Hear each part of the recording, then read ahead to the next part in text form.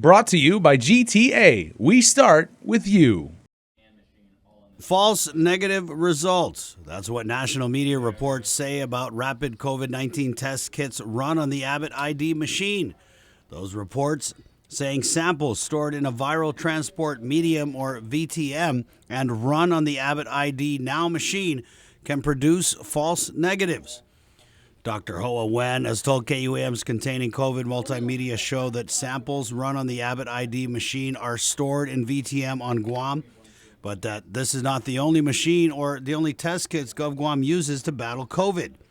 So we asked Dr. Felix Cabrera of the Governor's Physicians Advisory Group if this news was related to the rash of negative COVID test results we have had over the last couple weeks, and if he still stood by the accuracy of these tests. He said no.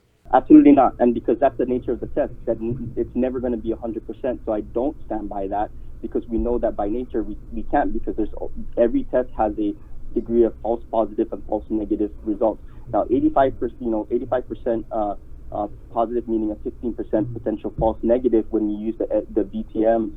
That is quite high, and that is quite concerning. If we have you as the primary point man in the Governor's Physicians Advisory Group coming out and saying that you don't stand by these tests, but then we have the governor saying that, hey, we've continued to have zero positives. If we keep this up, we're going to reopen the island. You see there's a little bit of a mix? Yeah, maybe my word choice was poor.